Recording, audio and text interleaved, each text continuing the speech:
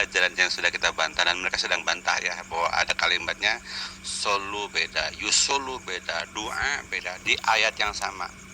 Mengatakan apa? Solu beda dengan yusolu, beda juga dengan doa di ayat yang sama. Itu artinya beda, doa ya doa. Jadi kalau Tuhan tuh dan malaikat kepada Muhammad ya salah. Karena juga ada kan bahwa Allah juga memberikan yusolu kepada orang-orang yang sabar kan, ulaika alaihim salawatun min rabbihim wa rahmah wa ulaika humul muhtadun, kepada mereka lah orang sabar diberikan sholawat. Oh, jadi bukan doa ya, berkat bisa, rahmat bisa, demikian ya, sedang dibahas ramai di Julius. Nah sekarang kita bahas lagi ketololan daripada si Sofiatul atau Badut Sofiatul, kata si Triud ya, namanya Badut Sofiatul, bukan kata saya loh, kata si Triud Slayer. Bukan kata saya bu, kata si Triud Slayer, ibu tuh badut daripada CP ya, badut cepot namanya. Kita bongkar ketololannya, dan kita bongkar di sini ya, ternyata ilmunya si Sofiatul tolol sekali, jauh ilmunya dengan ibu yang terhormat ya, Ibu Rita Wahyu lebih pinter. Jadi Badut Sofiatul ini harus belajar banyak dari Ibu Rita Wahyu tentang siapa Yesus itu. Dia kan mencoba membongkar-bongkar ini ya, tentang bagaimana Yesus itu atau Nabi Isa itu di dalam Quran bisa berbicara ketika bayi dan diberikan Alkitab. Kata si siapa? Kata si Sofiatul, kata ini sebuah kelucuan, sebuah hoak. Wah itu kan, nggak mungkin bayi sudah dapat Al-Quran, sudah dapat Alkitab loh. Dia nggak tahu bahwa dalam Quran itu dikatakan ada namanya Nabi Ummi, ada Nabi juga Nabi ahli kitab. Ya, Nabi Muhammad disebut Nabi Ummi. Siapa Nabi Ummi ini? Alladzina yattabi'una rasulan nabiyyal ummiyya. Orang-orang yang mengikuti Rasul dan Nabi yang ummiyya. Menurut Pak Syakur Yasin, ummiyya itu berarti apa? Tidak diberikan pelajaran tentang Alkitab. Nabi Muhammad kan sibuk tuh dari mudanya ngurusin bisnis, ngurusin usaha, karena dia orang yang susah kan. Bapaknya meninggal, ibunya meninggal, udah gitu ke kakeknya pun meninggal, sama pamannya. Jadi sibuk ngurusin nasib dia, ngurusin kambing-kambing orang Mekah. Jadi nggak pernah diajari sekolah Alkitab, sekolah minggu nggak pernah ya. Jadi betul-betul ummi gitu. Ummi itu berarti bukan nggak bisa tulis, tapi ummi itu katanya, kata Pak Syakur Yasin, kayak Haji Syakur Yasin ya, dari Indramayu, yang tidak diajarkan Alkitab sebelumnya, nggak pernah diajari Taurat, nggak pernah diajari Injil juga atau Bibel, nggak pernah gitu loh. Sini kalau dibaca Iqra, Nabi mengatakan aku nggak bisa baca. Demikian ya, oke. Jadi demikian, beda sama Nabi Isa yang diajari itu. Nah di sini kan kelemahan keterolan daripada Sofiatul, dikatakan soal sejak bayi Nabi Isa diajari, diberikan Alkitab. Salah. Di dalam ayat ini, di sini ya ayatnya ya, nih, fa asyarat ilaihi qalu kaifa tukallimu man kana fil mahdi sobiyya. Jadi Maryam itu ibu Yesus berkata, menunjuk kepada anaknya, mereka berkata, bagaimana kami akan berbicara dengan anak kecil yang masih dalam ayunan. Nah kata-kata bayi dalam ayunan ini kan tidak ada dalam kitab apapun, termasuk apokripa. Di dalam kitab atau apokripa pun nggak ada. Berarti apa? Al-Quran kalau diklaim sebagai fotokopi salah. Kenapa? Tidak ada satupun rahasia membongkar kenapa Maryam yang melahirkan tanpa ayah kok nggak dibunuh gitu. Harusnya kan dirajam ya.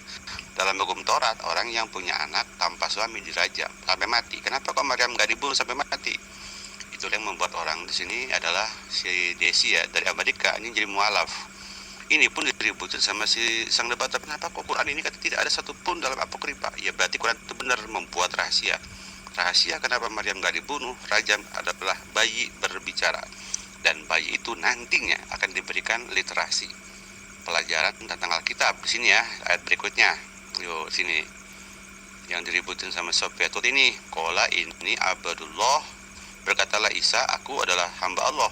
Atani Alkitab wajalani nabi ya, dan diberikan kepadaku kitab dan jadikan aku nabi. Jadi kitab itu berarti kan apa? Intuisi ya, intuisi ketuhanan. Nggak harus buku, nggak harus bluk. Buku ya salah. Kitab itu berarti firman Allah yang berupa pewahyuan, perkataan yang adalah perkataan Allah, firman Allah. Demikian ya, salah. Kita coba dulu bagaimana si Sofiatul blow on. Tapi sebelum ke sana, mari kita lihat sini ya, Sofiatul, anggap aja Sofiatul nih. Kita telanjangi demikian ya kebodohannya. Ini debat ada tarung antara Zoro melawan perempuan, main ini dia main pedang ya.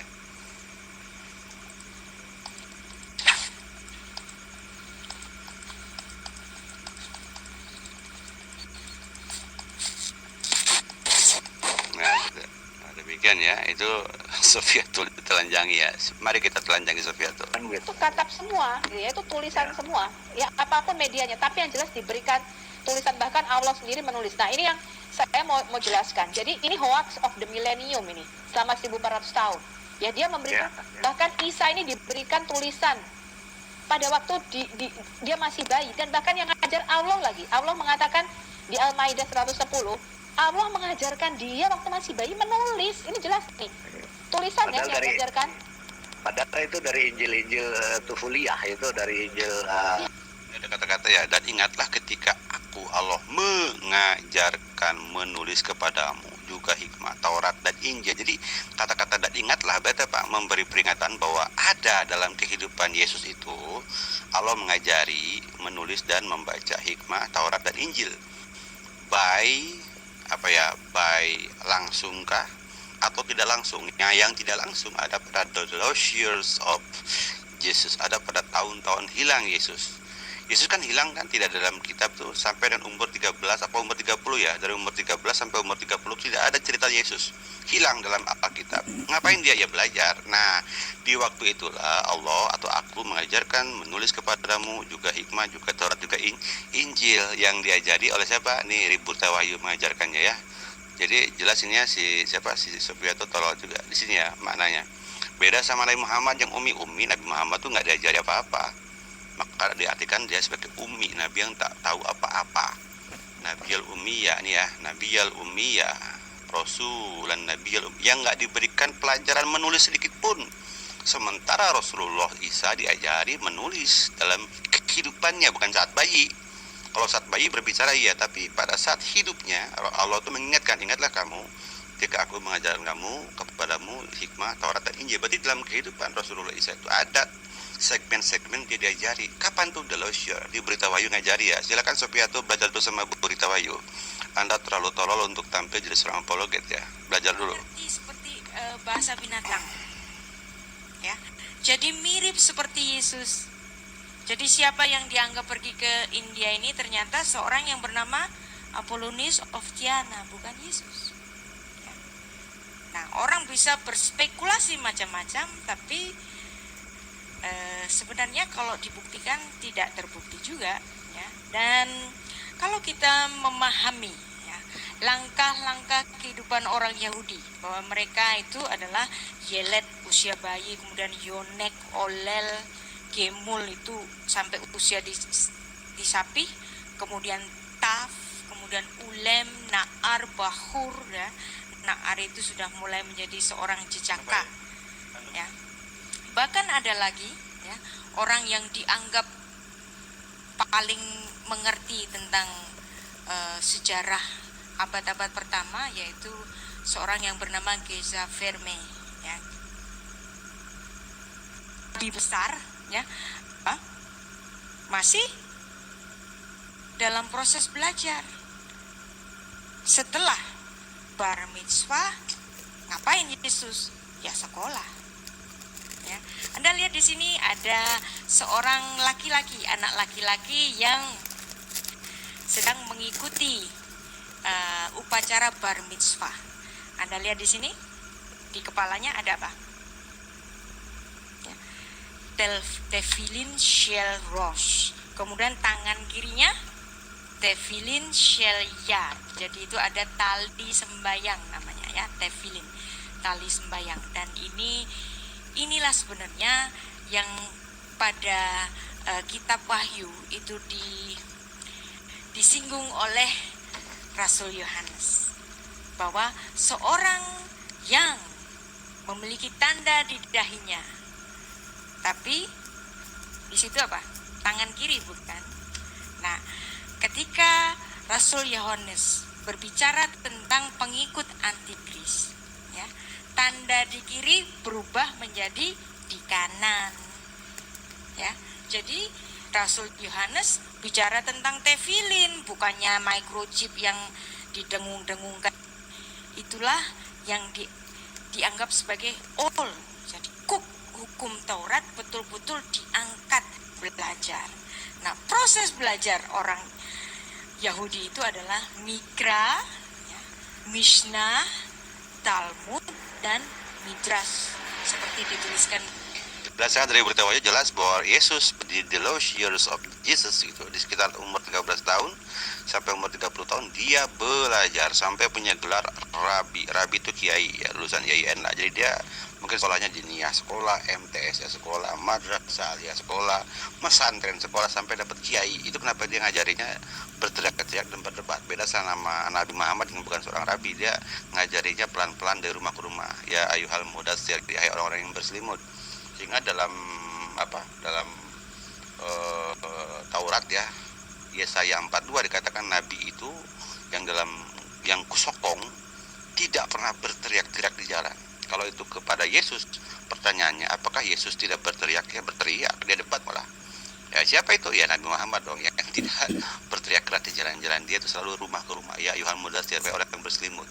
Demikian ya. Jadi jelas si Sofia itu salah, bodoh mengartikan ini. Berarti apa? Ini artinya dalam kehidupan Rasulullah Isa itu ada waktu dia belajar, nih kata berita Wahyu. Beda sama Nabi Muhammad yang sifatnya ummi, yang tidak pernah diajari. Terusin lagi ya, kita bongkar terus keterolalan si Sofiatul. Injil-injil sesat gitu. Siriak infansi gospel. Jadi Infansi gospel. Injil kanak-kanak Yesus dalam bahasa Syria kemudian diterjemahkan dalam bahasa Arab. Salah. Dalam Injil manapun tidak ada kata-kata Yesus berbicara pada saat ayunan. Ini buktinya dari sini.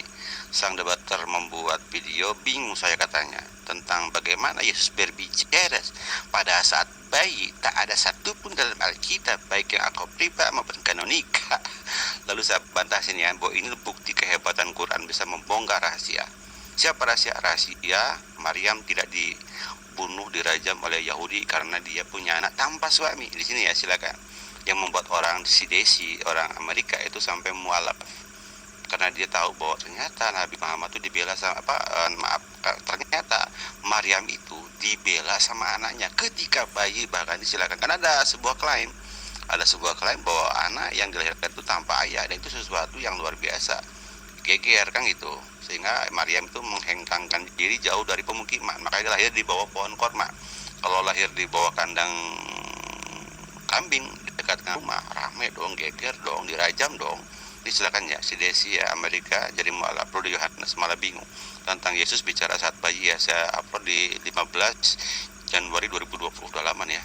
Pada malam hari ini kita mencoba merespon video yang diupload oleh salah satu situs ya yang berbahasa Arab gitu, seorang rival Christian Print juga, dan juga akan merespon daripada sang debaters ya. Ayat ini membuat sang debaters itu mempermasalahkan Quran. Tetapi ayat ini justru adalah menjadi bukti sebuah mukjizat daripada Quran. Ayat ini membuat sang debater bertanya kepada mukmin sedunia, kok bisa ada ayat seperti ini? Coba tunjukkan di dalam kitab apapun, termasuk semua Alkitab yang ada. Tetapi bagi seorang perempuan ini bernama Desi, orang Amerika, ini ayat ini justru membuat dia masuk Islam.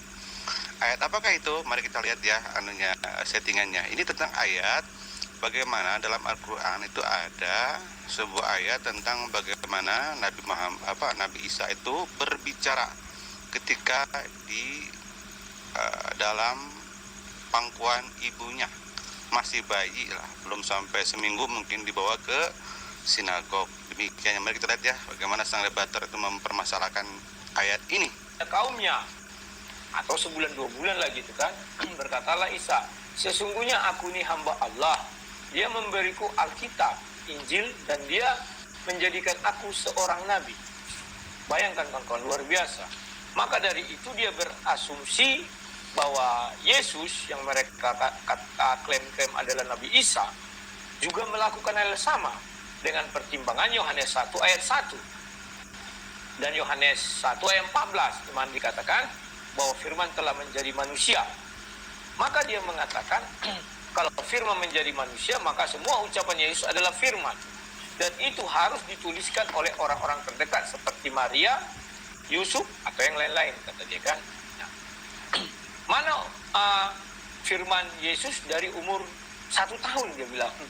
Nah, seperti tadi kan ada 1, Nah, sekarang begini dulu. Sebelum saya menjelaskan kepada mengenai Yesus, saya tanya dulu kepada dia. Kan saya pernah juga debat.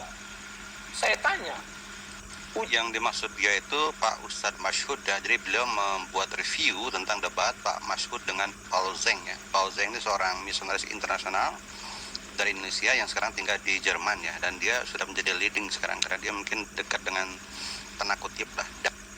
ucapan Nabi Isa ini terdapat di Injil apa?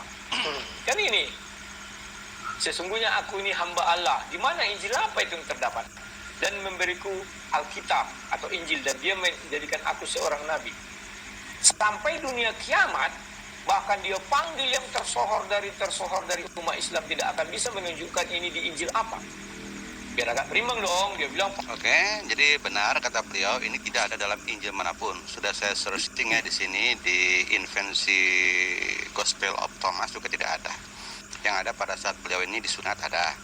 Pada saat beliau ini membuat burung-burung dari tanah liat ada, dan lain-lainnya. Tetapi di lain-lain nggak ada memang saat yang. Tetapi ini kan sebetulnya bagi sang debater menjadi masalah. Bagi ibu ini, namanya Daisy, seorang warga negara Amerika, ini justru menjadi solusi. Dia menemukan bahwa sebuah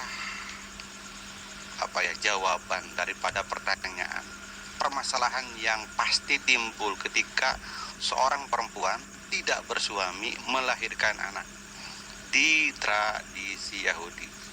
Bagi sang debater ini jadi masalah. Padahal ini adalah bukti daripada mukjizat Nabi Muhammad terbesar adalah Al-Quran. Seorang lagi ya, mukjizat Nabi Muhammad yang terbesar adalah Al-Quran. Apa kemukjizatan Al-Quran? Pertama-tama dari segi originalitas kebahasaan. Ya, inna nazzalna dzikra wa inna lahu lahafizun. Tidak pernah berubah. Ini pun ditanyakan kan dari Insan Mokohinta kepada si Christian Prince. Christian Prince kocar-kacir nggak bisa jawab. Malah dia pun mengulang-ulang Al-Quran. Pada pertanyaannya adalah mention in the Bible. Tetapi si Christian Prince malah mention in Quran. Dengan menyebut inna nazzalna dzikra wa inna lahu lahafizun, dengan mempelencengkan, melesetkan zikro sebagai Injil. Nah kan gitu. Kristen tidak bisa menjawab. Oke. Nah ini bagi si Rudy Yohanes menjadi masalah. Ini adalah sebuah mukjizat tadi ya, kemukjizatan Tuhan. Di samping tadi bahasa yang bagus, originalitasnya juga bisa mengabari yang tidak terbuka. Seorang lagi ya, di antara kehebatan Quran, dia bisa membongkar rahasia-rahasia yang selama ini disembunyikan. Ini diantaranya, Mr. Debaters ya, Rudy Yohanes, ayat ini adalah sebuah mukjizat. Ayat ini membongkar sebuah misteri. Mari kita lihat misterinya ya. Kalau mengambil ini saja, kita nggak lihat misterinya apa. Di sini misterinya. Ini misteri tentang bagaimana orang Yahudi tidak bisa menerima perempuan yang tidak bersuami melahirkan anak. Kemudian dia Maryam membawa bayi itu kepada kaumnya dengan menggendongnya. Mereka kaumnya berkata, wahai Maryam, sungguh engkau telah membawa sesuatu yang munkar. Munkar berarti zina. Tuduhan zina terhadap Maryam. Wahai saudara perempuan Harun, maksud dia saudara perempuan dari ahli agama. Kenapa? Karena dia itu Zakaria itu seorang imam ya. Zakaria seorang imam yang nanti diganti oleh Simeon. Ya. Kenapa Zakaria dibunuh? Karena tadi dibunuh oleh Herodes ya, lalu diganti sama Simeon. Simeon inilah orang yang pertama-tama menerima Yesus sebagai nabi ketika masih bayi gitu loh. Wahai saudara Harun. Kristen Prince mengatakan bahwa wah, Quran tuh goblok, salah katanya, tidak sempurna. Masa Harun di zaman Musa kok ada pada zaman Isa? Tidak tahu maksudnya ini. Maksudnya Harun itu apa? Saudara Harun itu berarti Maryam itu memiliki saudara ahli-ahli kitab, para imam, diantaranya Zakaria ya, yaitu sepupu daripada bapaknya gitu loh. Oke. Ayahmu bukan seorang yang buruk perangai, ibumu bukan seorang perempuan pezina. Apa artinya nih? Maria dituduh berzina. Maka Maria menunjuk kepada anak itu. Mereka berkata, bagaimana kami akan berbicara dengan anak kecil yang masih dalam ayunan, infansi kan itu. Dalam ayunan itu berarti infansi. Dia Isa yang masih bayi itu, masih orok itu berkata, sesungguhnya aku hamba Allah. Dia memberiku Alkitab, Injil, dan dia menjadikan aku seorang nabi. Nah, di sini masalahnya. Kata-kata ini tidak ada dalam kitab manapun. Tetapi kata-kata ini apa? Kata-kata ini adalah membuat orang-orang Yahudi tidak bisa menuduh Isa sebagai pezina. Kalau mengikuti hukum daripada hukum Taurat, bahaya. Dalam hukum Taurat, orang yang berzina nih, bayangkan, bila seorang laki-laki berzina dengan istri orang lain, ya ini berzina dengan istri sama manusia, pastilah keduanya dihukum mati, hukum rajam, lempar batu. Pertanyaannya, kenapa Maryam tak dihukum mati? Berarti orang-orang Yahudi takluk dengan sebuah keajaiban. Keajaiban apa? Bayi itu berbicara yang tak bisa ditolak oleh siapapun. Itu yang menjadi masalah. Kenapa? Ayat ini bisa membongkar sebuah mukjizat Nabi Isa gitu, yang bisa menyelamatkan ibunya dari fitnah. Kalau lagi ya, ini membuat Nabi Isa bisa menyelamatkan ibunya dari fitnah. Dan itulah yang membuat Desi, seorang Amerika ini masuk Islam. Mari kita lihat ya bagaimana beliau ini masuk Islam, dari mana asalnya. Jadi beliau ini seorang latar belakang Kristen, pamannya seorang pendeta, saudaranya pun seorang pendeta, kehidupannya adalah seorang pendeta. Orang pokoknya Kristennya fanatik ya, dan dia memiliki persepsi negatif terhadap Islam. Islam itu teroris, Islam itu tidak toleran, Islam itu tidak bisa menerima Yesus, dan seterusnya. Di menit 155 ya, coba lihat menit 155, ini sudah catat ya. Oh, berarti di sini ya, oke. Next, kita lihat ya. Teach him about Jesus, and I started sharing the miracles of Jesus with them. Nah, dia jadi guru. Jadi dia orang Amerika mengajar di embassy. Embassy berarti kedutaan ya, kedutaan Amerika di Arab Saudi. Kan embassy itu kan banyak memiliki pekerjaan ya, ratusan. Memiliki anak, ada sekolah kedutaan. Nah, dia disuruh menjadi guru di kedutaan untuk mengajar anak-anak di sana. Juga mengajari orang-orang yang dari Arab juga sebagian, kan gitu. Nah, dia mengajarkan tentang bagaimana tentang keajaiban Yesus katanya. Next. And then they said, what about this miracle? Nah, kemudian ada yang bertanya, si murid dia itu, Bu, bagaimana tentang miracle ini? Bagaimana tentang keajaiban ini? Mungkin ibu ini ngajarin tentang keajaiban Isa dalam Bibel kan, menyembuhkan orang sakit, membangun orang mati, memberi makan orang dan seterusnya. Tapi ada seseorang anak mungkin yang bertanya, Bu, bagaimana dengan miracle ini? Dari mana? Dari Quran. Loh, apa nih masalahnya? Dia berbicara pada saat bayi katanya. Nah, ini nengok ya. What about when Jesus was a baby and he protected his mother's honor? Ya kan? He protected her mother. Keajaiban Yesus memproteksi, melindungi ibunya dari fitnahan zina itu yang belum diketahui orang Kristen selama ini. Kenapa? Mustahil tidak ada masalah, pasti ada masalah. Sejarah membuktikan bahwa Yesus dan ibunya dipermasalahkan. Pertama-tama masalah pasal zina, bahwa dia berzina dengan seorang tentara Romawi yang namanya Pantera. Nanti coba ya lihat ya. Nih Pantera, ada Pantera, seorang tentara Romawi kan, bertugas di sana selama sekian puluh tahun kalau nggak salah, dan hidup di tempat Yesus lahir. Katanya ada sebutan namanya Yesus ben Pantera oleh orang Yahudi. Ingat ya, Yahudi mengatakan Yosua ben Pantera. Itu sudah fitnah itu. Yesus anak Pantera kan gitu dan seterusnya. Naik lagi ya sini ya. And talked as an infant.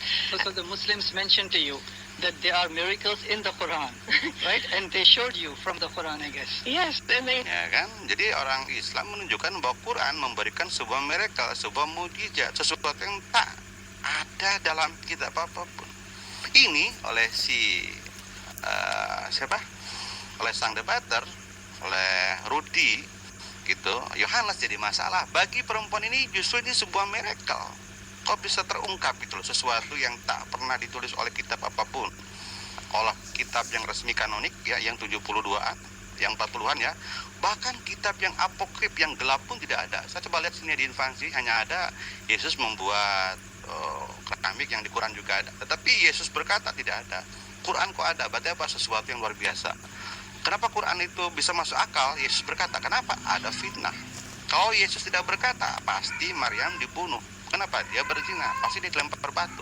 Kenapa nggak dilempar batu? Ada sesuatu yang menjawabnya. Apa? Kalau bukan bayi itu berbicara, kan gitu. Next lagi. He showed me more miracles than what I had learned, so I thought maybe I missed it somehow, and I even called my family in America and said, was I asleep during church or something, because I missed it. Sekarang kita coba lagi ke menit yang 221 ya, dimana dia berbicara dengan price-nya. Jadi dia ini seperti mirip Bu Irene ini, dia berbicara berkonsultasi dengan price-nya di 447 ya, sorry, kita nggak supaya menghindari hak cipta, kita ambil dikit-dikit aja. 447. Nah, di sini ya.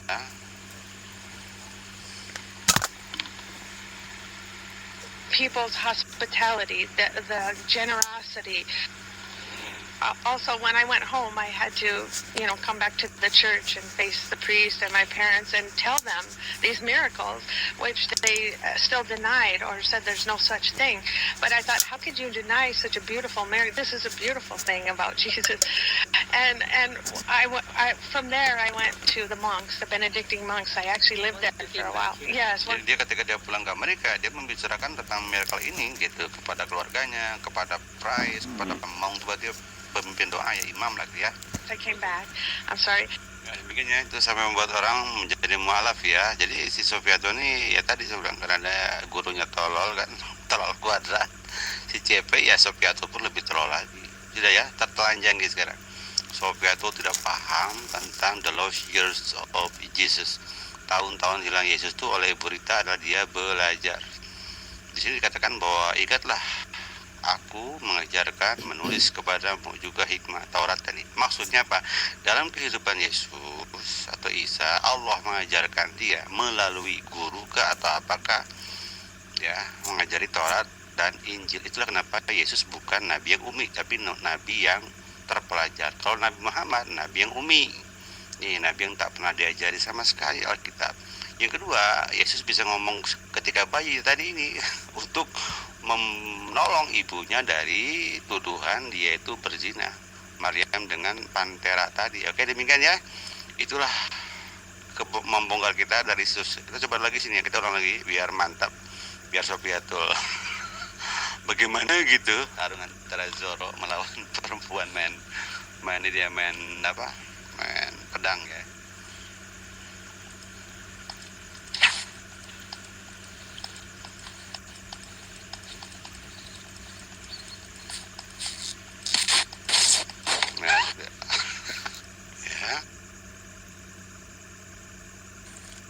Aku diam saja walau dibohongin, aku mah gitu orangnya.